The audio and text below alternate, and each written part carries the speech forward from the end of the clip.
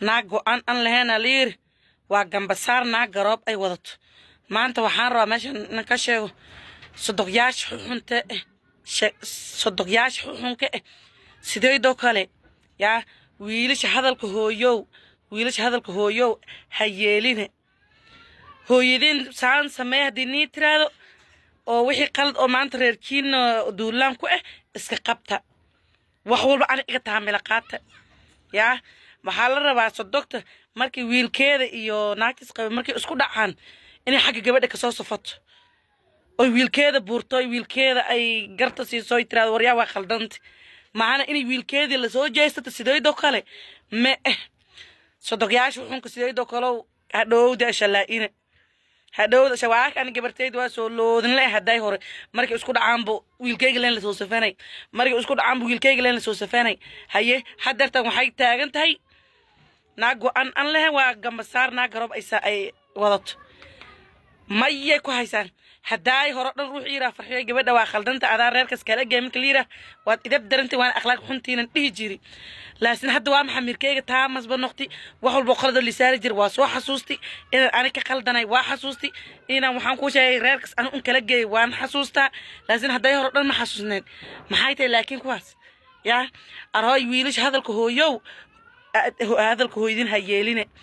wixii qaladni waa soo barig reerkiina duulaan ku hooyo waxaan ku khaldanta dhaha laakiin wiilal waxa jirta sidii wiilkayga kale markii saas isku soo dhacaan labadooda hooyo gabadha saan isku dhacna saan yahay waxa la rabaa in labadooda u kala gar qaado adna waad khaldanta joogta liira maana gabadha in la buuro oo wiilkii la soo safato aan sodoqyaalo jooga shalay ma horeysa waa dambaysa shalay beriga anay ahay saaniga shalay kala geey إن شاء الله أنا أنكله جون كلا فور اللي بحسوس تابو حد لا بحسوس شو صار دعس أنت كوريس أن ما بحسنا محمد ده ويلكي ولا خلدني ويلكي واك خلدنت اللي متيجي حد لما إن إنه خلدنا أو سيب أنا خلدناي حد لما صواح إنه هذا ويلك هذا هو يقادنا أيوة روحي هذا هو يقاتو ورر كذا أي كادمس هو يجوري تستيد مسائليره guriga dhistalay dumini hadii iska qabays guriga mar way ku dhisti hadii iska qaban wayso jog meeshada jooglad noqoni wiilish hadalka hooyan la hadlaa siiba wiilishan la hadlaa wiilish adii naagtaada marka isku dhacdiin oo hooyo waa waalida marka u garkeensatiin ani kala gar qaato maskaxdaada ka dhameesho tiro markii wixii ku khaldanta adna waxa soo ku khaldanta ani kala dhahdo laakiin hadii adiga kula soo safato reerkeerta inay ka dumiso reerkeerta in ka dumsa aniga waxaas ana suubin jiri ani markii wiilkayga gabadhan isku dhacan wiilkayga la soo safan jiri markaas bariga ay ku haysaa go'aan waagar wasin u gaari ee dhaafada ay u haysaa walaalooyo gabadh ii soo sasaba go'shin